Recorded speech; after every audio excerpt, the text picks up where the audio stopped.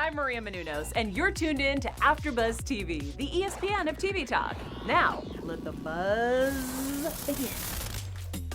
Welcome back to the Dance Influence with Dana Alexa. I'm your host, Dana Alexa, and we are interviewing the biggest influencers in dance every single week. I'm so excited to have my beautiful co-host, Danielle Rose. Thank you for being here. Hey, yes, of course. And today's special guest, my very good friend, the little firecracker herself, Nika Kljun. Hi, everybody. Thank you for being here. Thank you for having me. Nika has grown a following over 450,000 followers on Instagram, more than 740,000 on YouTube. She has over 160 million views on her YouTube channel, guys. Her videos are high energy in a wide array of styles like jazz, funk, heels, and they literally take the world by storm. Her video for Tiptoe has 30 million views on it, y'all. Crazy. Nika is a star. My friend, I just love her, and her resume is a testament to her talent and her beautiful, infectious personality, having worked with artists like Justin Bieber, Beyonce, Britney Spears, Paula Abdul. It is just one big star after the other. She's taught classes for hundreds of thousands of hungry students the world over, and we are so excited to have her here. Thank you, Nika. Thank you. Thank you. That You was are- a nice introduction. I became shy. It's all true. It's all stuff that you've done. It's so incredible. Honestly, I was going through it trying to put the introduction together, and I was like, how are we supposed to how are we supposed to introduce her properly? She has so much stuff. It's crazy. It just all happened so naturally for me. So, yeah, I'm just trying to live my life very, moment by moment and not fighting for something that it's not coming your way. So, just very spontaneously, everything happened. That's beautiful. I mean, I can't wait to hear more about like how you've managed to do all of these things and still have so many big things on the horizon. But first I want to talk to you about, obviously you guys could see we're all in our own homes. We are not in the studio. We are all still in quarantine here in Los Angeles. So Nika, how are you handling quarantine? How have you been doing? That's a question everybody's asking me. I actually would say I'm pretty okay. You know, I'm more focusing on not focusing, but I'm more worried, let's say it like that, for people that are, you know, don't have maybe the best families, or they don't have the best relationships, or maybe they're starving, or so I always remind myself of that when I have like a moody day. We all have those days in in this time, right? So I'm doing okay. I miss people, but it could be worse. Yes, absolutely. I agree. I think it's very hard for me to like feel too badly for myself when I know I have a safe, like beautiful home and I'm comfortable. And, yes, obviously we all miss our daily lives. And I think that's a good thing. I think that's a good affirmation that we're all on the right track, because we do miss those things and we want to get back to work and back to our students and stuff. But yeah, like you said, it definitely definitely could be worse. Are you dancing a bit over there? I know you're teaching some live stream classes. Yeah, I've done some live for free stuff, because I just love to share my knowledge. I'm very how do you call it in English, people person. Mm-hmm. Yeah. So I did that, and I have a lot of like private master classes with some dance schools that they call me from all over the world, or some privates, or with artists. I still work online, so I didn't really stop. So it's good. It's been good. It's just you have to kind of learn how to, not have a lot of feedback, and you can really hold people. And I'm all about hugging and correcting dancers to get better, but it's all good. It's better. Thank God we have social media. Better this than not dancing at all or be totally disconnected. Yeah, I know. It's funny because I've taught a few classes on Zoom, like for dance studios and stuff. Yeah. And they're all muted, and I'm so in the habit of being like, "Are you good? Anybody have questions?" And everyone's like, yeah. And I told yesterday my friend, I was like, you know what? You really need to be a great teacher. To do these online classes amazing, and you need to believe in what you're saying. You need to have the right pace of teaching. You just need to know how to be good as a Yeah. teacher, because you don't have really a lot of feedback. So if you're not doing this for a long time, if you haven't been doing it, I think it's pretty weird. Yeah. And thank God I'm in this for, I don't know, more than 15 years just teaching, Yeah. I feel like what else is a little bit different is that I'm not being trying to be judgmental of anybody, but I do know that some of the classes that people love out here or that people are very popular tend to be because the class is a bit of a show. It's all like really dope dancers and great outfits, and people enjoy the energy of the class, but the actual instruction maybe is not the focus. You know what I mean? Are And you talking about real, like real or online? I'm talking about in real life, like when you're in a real class. Sometimes you can just go and a dancer is so great that you just want to watch them dance. And even if they don't know every count or whatever, you're like, whatever, I got something out of just watching them perform it. You know what I mean? But on Zoom, you don't really have that. Like the music doesn't sync, you don't really look dope. So you really can't rely on anything fancy. It's like, you got to know every beat and sound. Otherwise, Yeah, you can rely on your quality. exactly. That's So it. that comes down to, I mean, that's just very important for me in general. And a lot of times dancers, they're a little disappointed sometimes in my classes because I don't do this show thing, and they expect me to do it because they see all these online things, but literally I don't do that so much. And now on Instagram, now that we do this quarantine thing, it's even more like, it's just funny. You have to dance. Like now I have to dance. Yeah. You know? Yeah. Alrighty, so I'm glad to hear you're doing pretty well in quarantine. We have a little game that we're gonna start with to kick off, ice break our episode here. So Danielle, take it away for us. Yes. So I looked at some of your amazing videos online, and I picked top three that I really enjoy. That are all different. They're all unique. I'm just going to show you a clip of it, and maybe just give us a few sentences of like how you created it, why you created it, what was the motivation, and maybe also how you felt in that moment. So I'm going to share this screen. All right. Can you guys see all of this? Yes. Okay, so you won't be able to hear it, but this is one of my first videos I ever saw that of you dancing and your choreography. So I'll just play a little of it. How cute. Yes. Come on. Hey. 6 million views, y'all. Oh. So give us a little background on this one. The most important thing is that during that day, and Dana, you're teaching at Millennium as well, the electricity went off, the power was off. Oh And at that time I was like, wait, what? And Tim, the videographer for this video, was there to shoot it, and we literally just had to like bring our own lights, and like everything just happened really fast. So it was really funny, and this was one of the first videos actually that this was the beginning of recording dance classes with professional camera, like more professional, right? Wow. So this is the beginning of that, and I know that after that, I reminded again some of my followers or the new followers or whatever, that I'm still here, because I've been on YouTube. I don't know, maybe 2008 or. I think I saw 2007 you started your channel when I was looking you up. Yeah. Yeah, and even before I didn't have my channel, I'm on my friend's channel. So Yeah. I've been on YouTube for a long time, but the revolution is just incredible to watch it. So yeah, and I mean, hip hop is my favorite style of dance, even though a lot of followers, they think that is jazz funk, but hip hop, that's just very me. Oh, I didn't know That's that. it. Yeah, that was it.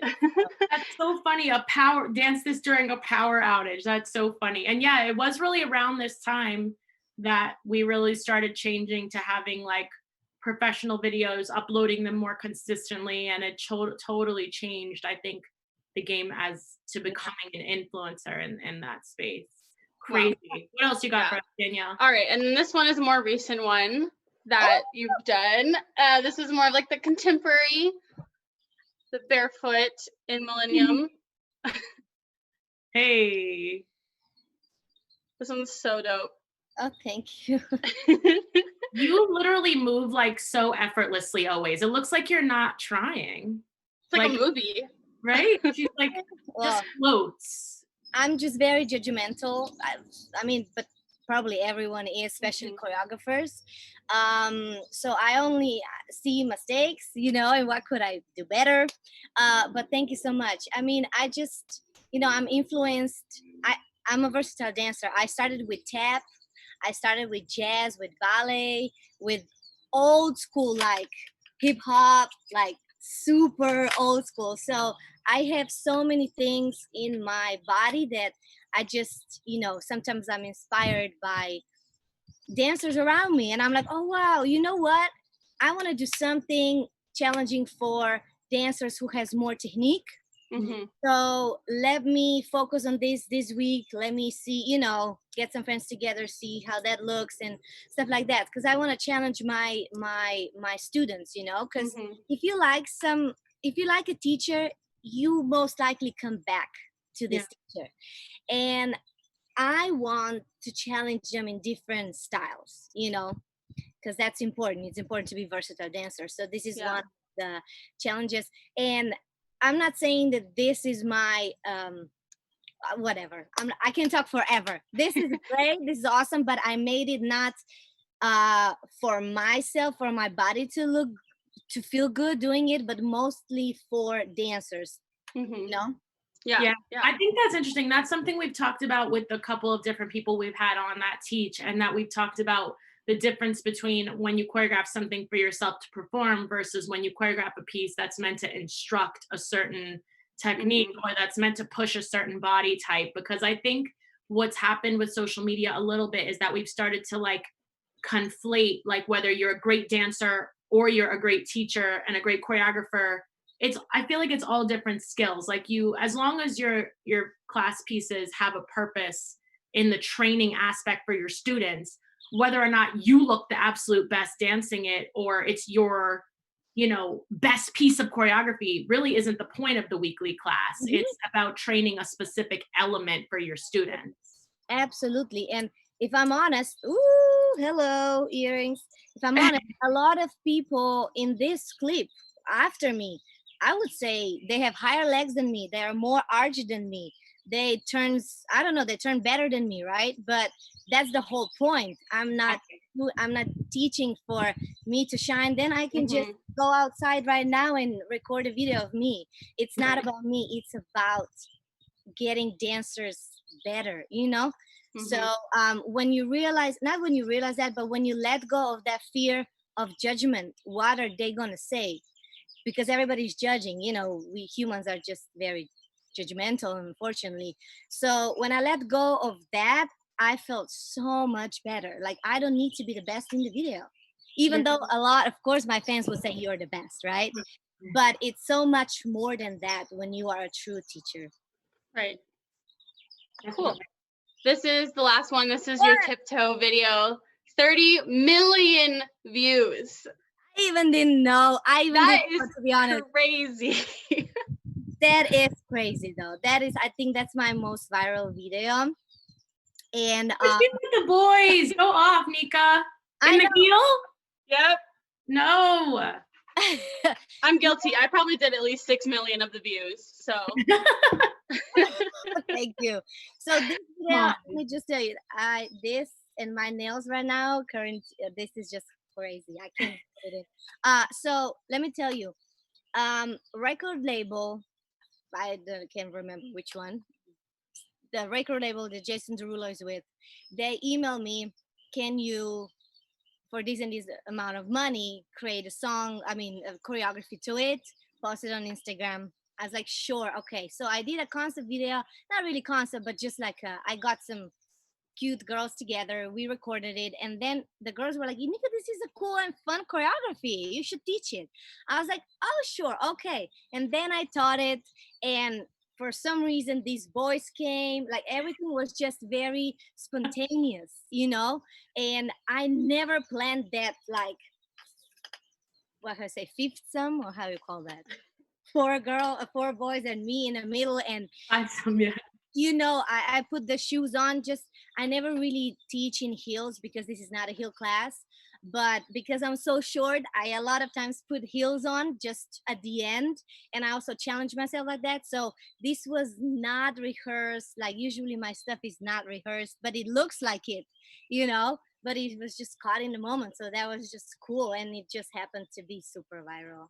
Yeah, it's amazing. Yeah. You're amazing. She doesn't even, I mean, I think that's like a big thing that you've already started to talk about that I think is really cool, is that you're really focused on things progressing just organically and naturally, and being open to just letting it flow and not trying to like micromanage it or over rehearse it. Not at all. Not I'm so opposite from that. And I know if I would be more like that, I mean, I know I could reach so many more followers and stuff. You know, when we're talking about the followers and playing the game, but I'm just not that person. I'm too old school, so I just let everything be spontaneous. And To me, I really do feel like, we do see a faster spike maybe in people that play the game or they do what's cool right now. But I do feel that the slow and steady growth is probably what will stand the test of time, because it is authentic to you, and you're not going to experience burnout this way because you're not, being anything other than yourself. yes, and that is so I can't do it. That is so important. You know, at the end of the day, I want to go to bed like I want to sleep like an angel, you know what I mean, instead of thinking what else can I do to shock the world. Like, I don't need to shock anyone. If you are good, if you're a great teacher, if you are selling the quality, if dancers are growing with you in your classes years after years after years, I mean, if you are, I don't know, you shouldn't be worried about that, you know. Absolutely. But if you are saying, if your goal is I'm managing, I'm promoting myself, me, constantly, then of course, then that's a whole different story. And I'm not judging anyone for that, because everybody has their own lane. It's just I'm not that person, but a lot of people see me sometimes as that person. It's funny. Yeah, it is funny. I know you, so I can attest to the fact that that's not you at all. I've also been in your class a couple of times. Yes, you were. True. Yes, yes, we have. We actually, it's International Dance Day today, guys, and we danced together in Singapore. Yeah, it was Singapore that I took your class. Remember that? Crazy. In Singapore, what? How did that happen? We were teaching at the same time at Millennium in Singapore, and I hopped into her class, and it was such a fun vibe, man. What a good day. Oh, thank you, Dana. You were awesome, though. Thank you. So I wanted to just say and ask you about, one of the things that I find, aside from the fact that you are an incredible teacher and you actually can break things down and get things, really well, really clear for your students. The biggest thing about you for me is your energy. Like, as soon as you walk into the room, there's just like a joy. You're genuinely excited to be there. It's infectious. Everyone in the room starts like vibrating and buzzing. Like, what is she going to do? What is she going to say? So I wanted to ask you, has that always been the case for you? Or do you take a moment and create that energy before? Or like, where does that come from for you? No, I just had this talk with my mom the other day. I'm just extremely lucky that talent found me, if that makes any sense. I'm way less energetic, like in a normal like day. But as soon as I step in this role of a dancer, teacher, educator, choreographer, I feel like I'm at home. I don't know how to explain that feeling. It's extremely, I'm just grateful for that, because I know that a lot of people, they're finding themselves and finding that thing, like what's my purpose. I know what's my purpose. And because that's why it's just so natural to me to teach. And I get nervous every single time after that many years, because I care so much. And I want that everybody have fun. And I don't know, it's very natural to me. I'm just extremely happy. when I'm teaching, when I'm educating people. I'm just so happy. And it really Energy comes out of me like, yeah, that's really how you are. I mean, if you guys have an opportunity to get in her class, you'll see she's always that way, always. And I think what it is that really you're the best kind of teacher because you're conscious. You understand. I think you feel nervous because I think a lot of people don't understand how influential a teacher really is on a dancer and on a student. Like we could decide whether somebody really forges forward in this or gives up, quits that day because they have such a bad experience. Like, you know, and you take that responsibility very seriously. you know, now just something pop in my head. Maybe I'm so passionate also because I was a fan. Do you know what I mean? I was a fan because I'm from Slovenia. I'm from a country of 2 million people.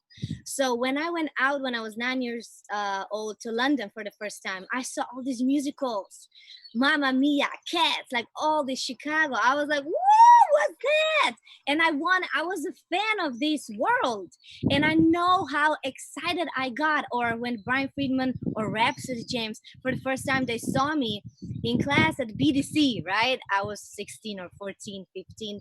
And when they told me, like, I want to work with you, I don't know where you're from, but like, I hope you get visa because I want you to, you know, to be with me in LA. If they wouldn't say that, I don't know if I would be in LA. And I know how much we mean to people. And I've been through that journey myself. So that's why I think I appreciate every single student because I just know how they feel. And now I'm in that position, you know, and it's kind of surreal, but I just really respect dancers. And I think that they feel that. It's if you respect them, they're gonna come back, and that's just how it is. And a lot of times when we are on big conventions or workshops, Dana, you know, you travel everywhere, the lines are huge. Like if your classes are sold out, which, you know, I've been lucky a lot, these are huge lines. A lot of choreographers, they don't give a shit, you know, they just leave. I stay and I say thank you, because you probably flew from Taiwan to LA, and if you took my class, I'm assuming I'm on your list. I want to be with that person in the studio. Right.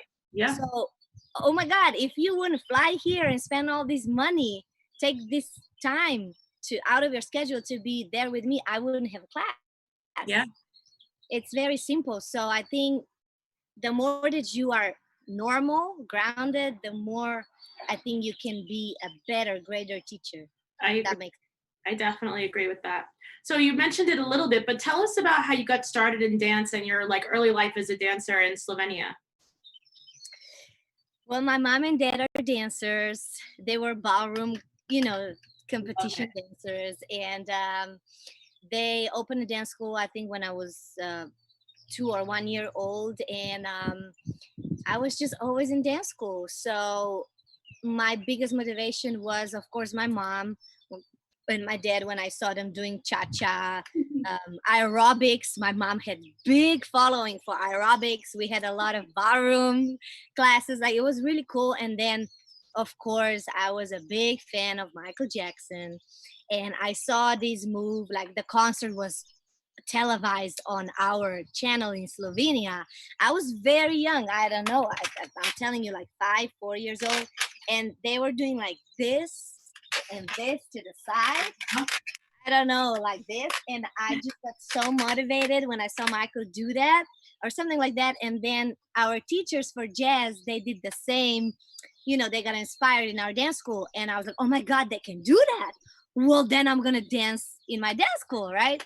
So yeah, that's the start of that. So basically, that's it. And then I was just doing all these things. I was a competitive, competition girl. I did a lot of competitions, ID organization. Yeah, I read online, I think I read that you won like 30 national titles or something like that. So that had to be some kind of record. A lot of people, you know, tell me like that I'm unbeatable in unbeatable country, and which was you know, I didn't see it like that. I was just doing my thing. Like I just was doing my thing. I was doing tap solo, tap duo, tap small group, tap formation. I was doing, you know, hip hop solo, hip hop. I was jazz. I was doing everything that's possible, and I loved it. You know, so I was just keep on going. And then, yeah, I was a world champion when I was, I think, 17 in hip hop. That was like my biggest title because you're soloist, you know, and that really set me off to the world, start teaching around the world, Asia and Europe first, Middle East, and then, you know, I became a professional dancer in London. You know Cisco, Yes. Cisco Gomez and Kimberland. Yeah. Basically, when I was 14, they saw me in London when I was taking classes. I was always taking classes in London. If I had a holiday in Slovenia, I just went to London. Wow. Like, literally crazy. And they saw me, and then they invited me to their group, and that's where actually the shift happened, because I was educating myself in London with professional hip hop dancers, and I was bringing this to our country. And then after 2 years or 3, I started teaching in my school. So I had about like 100 kids, more or less, under my, you know, my wings, and we were, you know, doing great. We were national champions, world champions, and, you know, I didn't see different training than a good training. And then if you bring this dope style from London that's cooler than probably Slovenian hip hop, right? Then it's just everything just developed. So the whole country eventually, the dance scene really developed. Wow. And, you know, again, spontaneously. That was not my mission, you know? You were just having fun dancing and it just took off, right? Yeah, yeah. That's awesome that dance is like in your blood like that, that your parents are dancers. But now you're basically a Slovenian celebrity. You're the national ambassador of dance, right? For Slovenia. And you even posted a selfie with the Slovenian president. I saw that. Saw that. So yes, I saw that. I stalked you hardcore.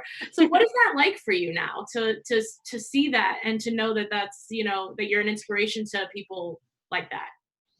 It's a big honor to me. It's a big honor to me that you know, such important people like president, they know me and they know my name, and you know, it's just it's beautiful because our generation, the new generation, can see that everything is possible.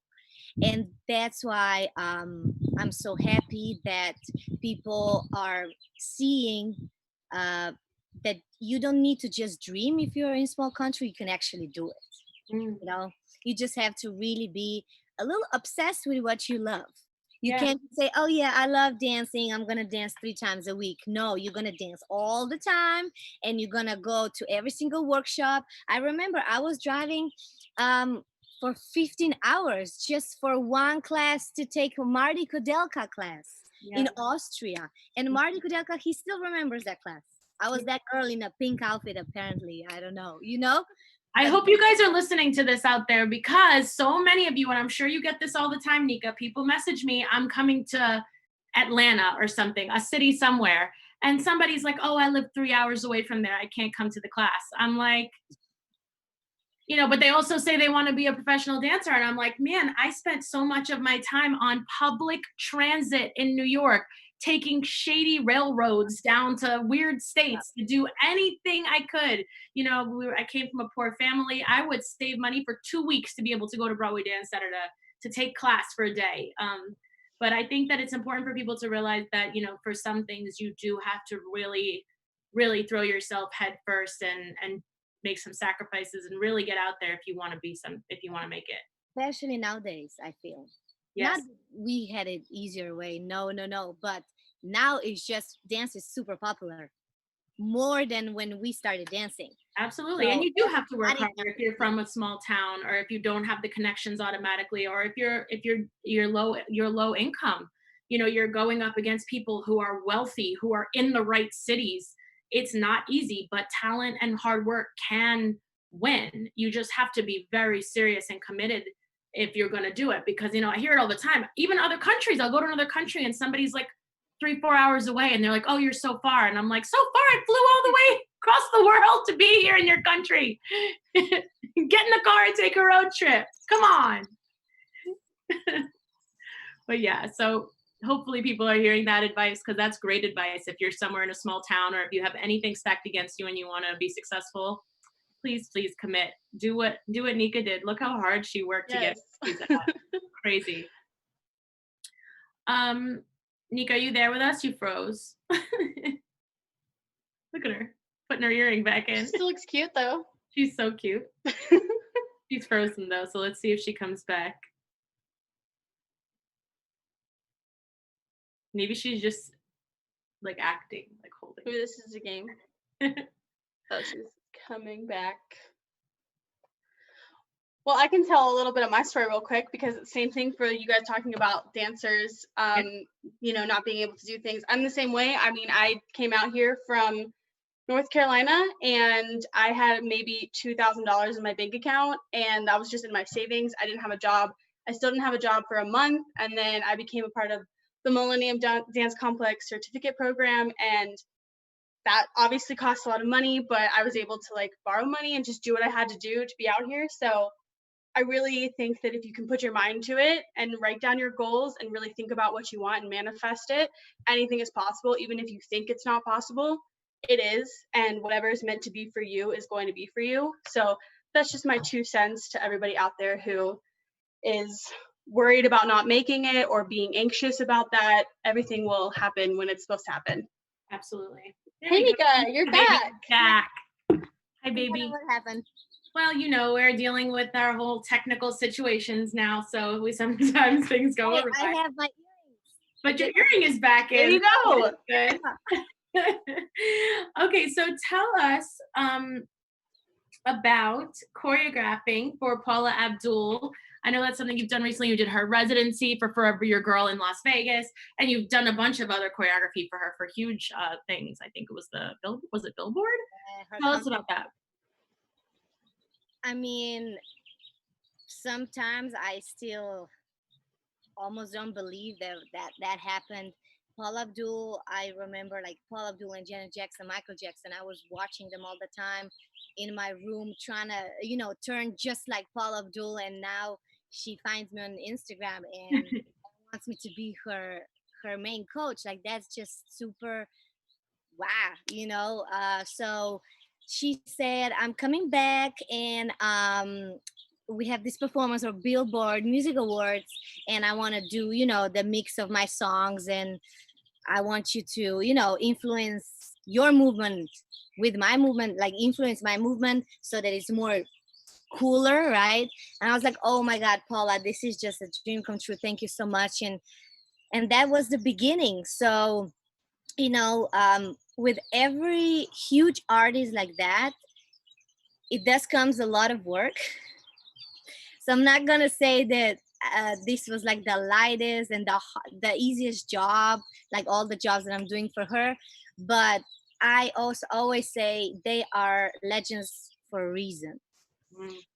So if it's hard work, I mean, that I'm here for her, and it's just an honor that I'm still with her, and she's still in Las Vegas. She's now, I think, moving to a bigger place, so bigger residency, and just so proud of her. It's not easy to come back and doing all these flips and stuff. Like, she wants to dance just like me. And I said, Paula, but I'm much younger than you. It's like, I want to do it just like you. So I love that. It's an honor. It's an honor. I love that I'm watching you guys together. Like, you posted some stories of her and some clips of her on your Instagram. First of all, you're both so tiny and cute, like similar size. And second of all, you guys look like soulmates. Like, you get along so well and your personalities are very similar. And if you would ask her, she would probably say the same thing. She loves me for my personality, and she really says, like, we are just like sisters. And I've never met someone in my career that I bonded so well with them. Like, nobody listens, you listen, and that just shows again that I'm more a people person than I'm here to do my thing. Yeah, You know what I mean? So yeah. that's amazing. So I know you mentioned briefly that you got this job through Instagram, and I know you booked another huge job, the biggest, maybe the biggest job you've done so far through Instagram as well, was FIFA, right? Was it the World Cup? Crazy. How crazy is that? How crazy is that? Crazy. How did that happen? Tell us. Basically the guy that booked me, they were from Sony, Sony record label. Hmm. His wife apparently was a huge fan of my videos on YouTube for a long time, few years.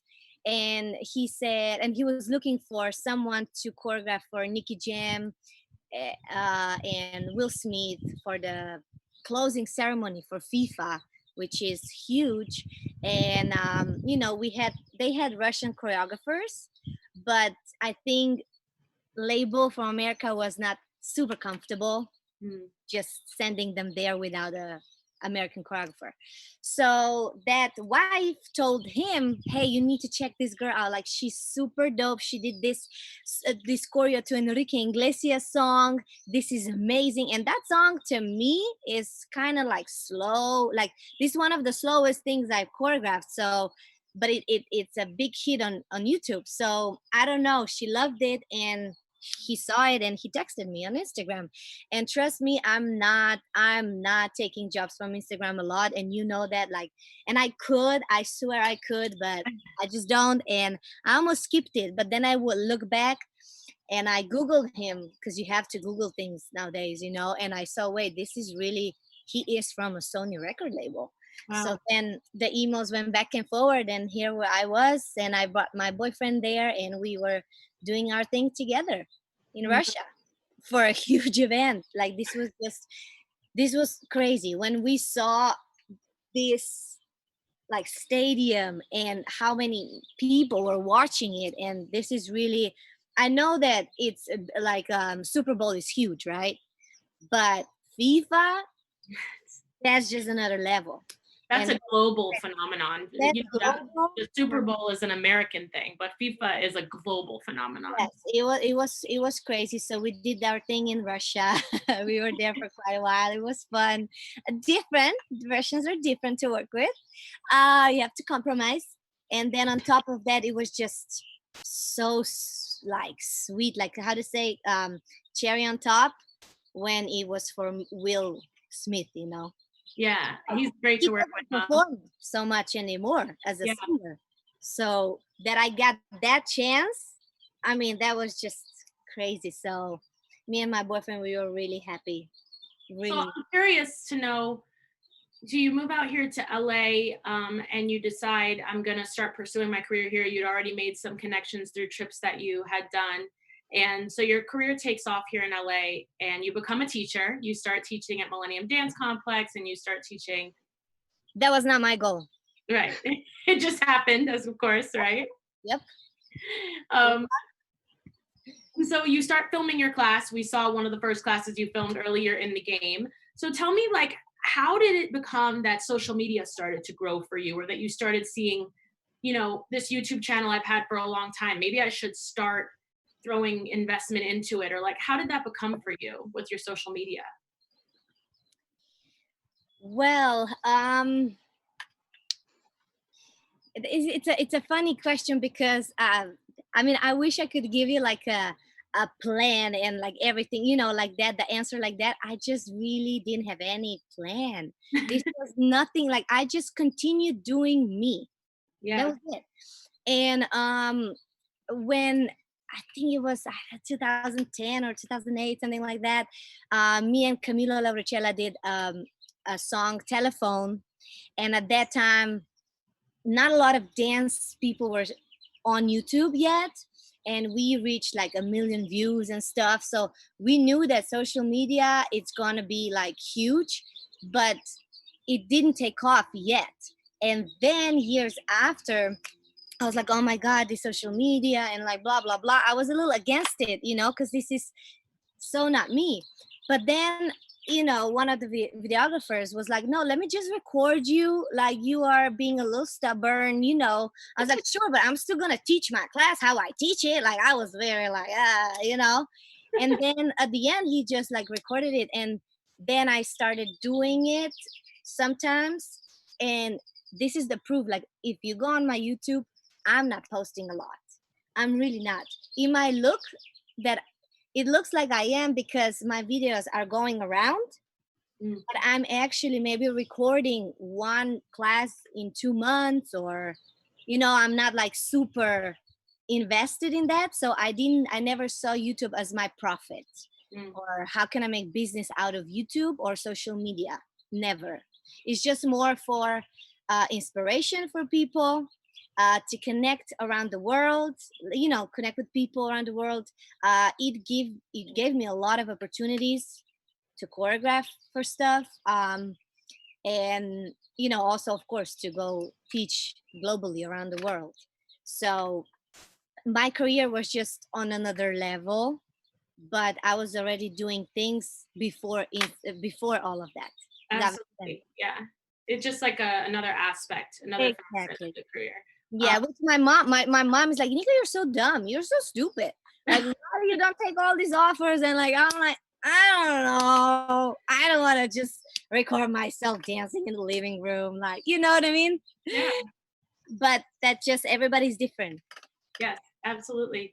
So you basically were like, you know, I can see there's potential here to reach a lot of people, but I still want to do what I'm doing and teach my class with my format that I know is what works for me. And if I can integrate filming and making it social media friendly, then great. But that was not your priority.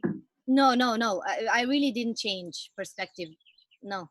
Yeah, it's just something now that you use as a tool for the classes you would be teaching anyway, in the same way you teach them. Here we go. Earrings. Exactly. Yeah. That earring is against you today. Okay. So now that social media has brought you all of these, you know, because your perspective is a common one, a lot of people would like to utilize social media, but they don't want to become like a slave to social media, where it will totally become everything that everything they do is like for the algorithm. So what advice would you give to somebody that wants to use this as a tool but doesn't want it to take over their whole like mindset? Like how do you keep the proper perspective?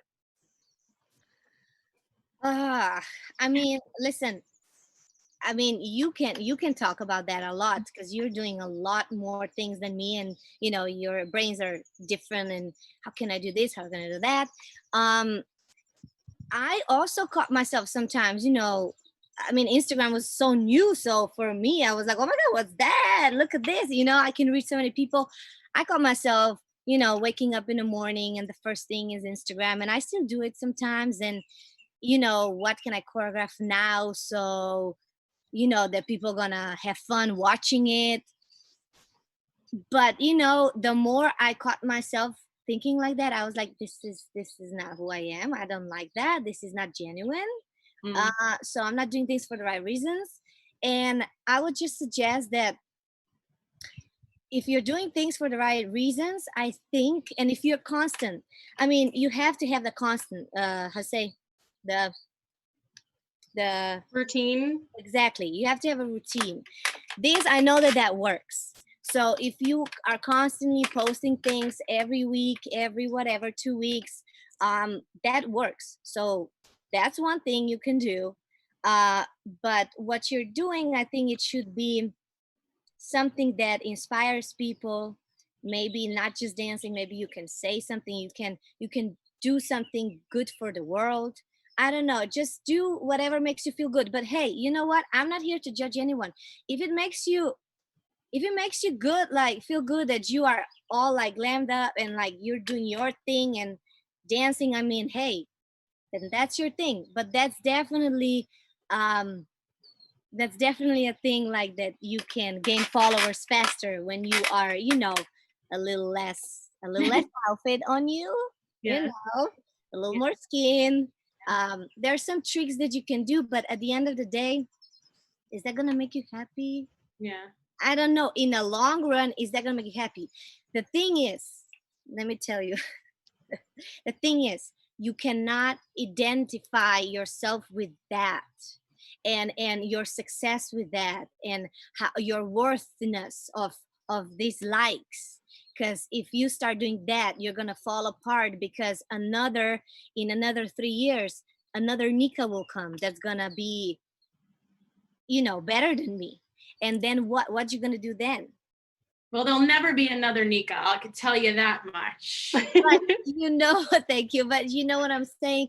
It's it's that thing, like, being likable, like me. I'm putting out things so then I can get this in return. Maybe you're not thinking about that, but maybe subconsciously you want that. You're good. That approval from people. You can do it, you can play the game, but just be aware that don't be attached, be, how say, detached from that, because that can kill you. Definitely. That's I agree. I saw that it was starting killing me. Mm. I was like, okay, no, this is not okay. I can't, I don't want to live like that. So I'm not saying I'm perfect. I'm still struggling with it, but at least I have the knowledge of how to use social media. Yes. I think that it definitely, like you said, for everybody out there, it's something that you should consistently check yourself on. Why are you doing these things? Why are you making these posts? Is it coming from a real place for you? Or are you doing it because you saw someone else do it, or because you want attention? Is it real for you? And so something I always say when people ask me, like, what should I post? And I say, you should post what you would be doing, even if there was no Instagram. Like, would you be doing this if there was no one to clap for you or to give you the like that you're looking for? If the answer is no, then skip it. You know what I mean? Like, do what's really in your heart to do. And it's common knowledge that it's not always the most popular thing when you do what's right for you. But I mean, but it's very tricky. I teach at these conventions. I teach a jump convention. It's really huge convention. And a lot of parents or teachers are asking me, Nika, I don't know what to do. Like, our kids, like, it's all about the likes nowadays, and in dance schools, and and parents, they want to promote their kids, and this photo shoot and that photo shoot, and leg here and leg other leg, and this bodysuit, that bodysuit.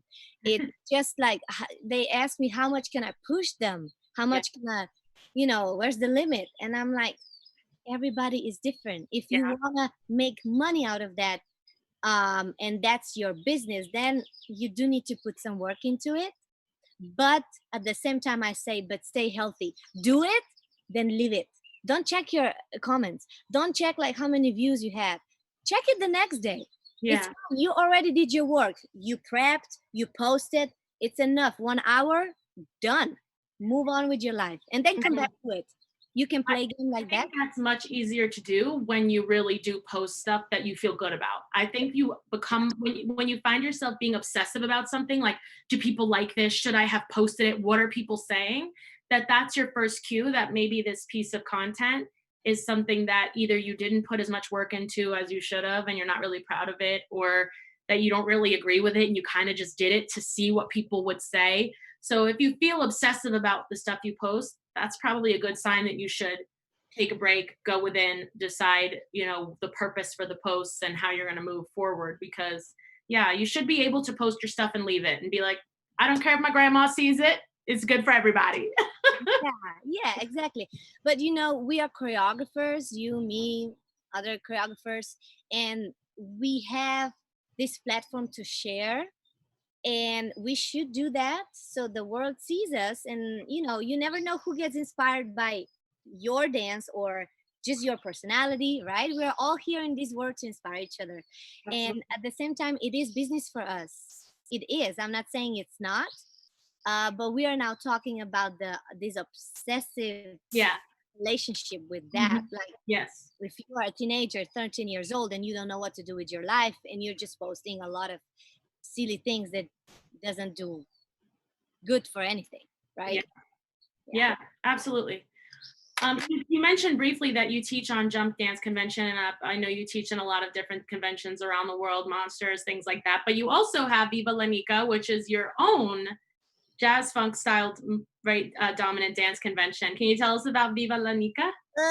Viva la Nika. Viva la Nika is so basically it's a little bit of part of jump. Hey, hello my friend. Let's see how long he holds on. Basically Dancer Palooza is a huge dance event that happens every year, and the same owner that has Jump also has Dancer Palooza, and they asked me if I am willing to take over Jazz Funk Intensive, so that I will be a director. And I said, wow, that's a huge honor. And of course, I'm going to do it. So that's been happening now for 2 years. Now we'll see what happens this year. Maybe it's going to be online. We'll see. But I'm very honored. So I can bring so many people together. And this is no competitions. This is just educating, and we put a show together at the end of the week, and I have a lot of choreographers there. I can bring basically whoever I want, so I brought some big names in the industry like Trisha Miranda, Miguel Zarate. It goes on and on, so it's a great platform, very intensive week with a lot of amazing choreographers. You work with me personally, and we put a show together, so it's a great experience. That's amazing. Wow. Is it like, what is your how do you wrap your head around the fact that you have like a convention like with your name on it? Like people are coming like Viva la Nika, like it's for you. It's like, is that surreal to you thinking about how you got started in dance in such a small country? Yes, yes, yes, it is. And so many amazing choreographers are in Los Angeles, and the fact that they gave me this convention, that was really nice. And it's like I say, it's once a year, and it's that 1 week, and it's just really fun. And I don't know, I didn't come up with the name. I love it. Viva la Nika, I didn't come up with that name. They did. So, but it's cool. I think it's a fun, cute name. Yeah. Yeah, it's just like you too, like so energetic. It has like an exclamation point. Viva la Nika, right? Yeah. I mean, there's also others, in this Dancer Palooza. You have a hip hop convention, you have a ballet, tap, contemporary. Travis Wall has one. So Wow. it's like 5. Like there's a few more, so people can choose with who they want to go. And I'm one of those. So amazing. So you've done so much amazing stuff already, but tell us, like, what do you think is next for you? Do you have a big goal on the horizon or something that we should look out for? You look like yes. Yeah, I have few projects in my head that I want to do, but I think like I said before, I'm letting things just happen naturally. And my dance career, I mean, I'm sure I'm still gonna choreograph and stuff, but what I'm really focusing on now, it's more of my personal life and me as a person. And I'm in this age now that you have to think, okay, what's next step in your personal life? So I think this is more of a thing in my head right now. Oh, baby Nikas? Not really, but you have to somehow, think about it. At least think about it, right? So that's more what's in my mind so much right now, and not so much what can I create or something, because I have already scheduled like till the end of the year my business, so I'm not worried about that. So, but I have secret projects that of course I want to do that I don't want to talk about, of course. But we have to watch you on Instagram. So tell everybody where they can find you so that when you release information about secret projects or maybe about a little wedding or a baby, we can all be involved. Well, you can watch me on YouTube. I think my account is N Kljun. So you heard me? I think my name account. So okay, that's the proof I'm not really into this. And then, but on my social media like Instagram, Facebook, I'm Nika Kljun, just my name. She's on TikTok. I see you on TikTok, girl. You even have a TikTok challenge going on right now, I think. I do, especially with my dance school. But that's just another thing. I mean, I like it. I just have to be more consistent with it. It's fun though. It's fun. TikTok is genuinely fun for me at this point. So I definitely have a good time with TikTok. Thank God. Yes, true.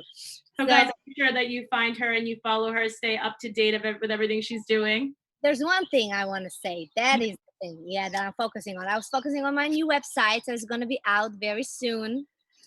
And nikakljun.com, and there will also be my merch finally. So I've been focusing on having my merch because fans are asking for this for years, so they will get it. Yay! Awesome. Okay, guys. So make sure again that you're watching her on social media accounts. She'll drop when her new website is live, and y'all better go score some merch and support Nika. Nika, thank you for being here today. We love you very much. You're the best.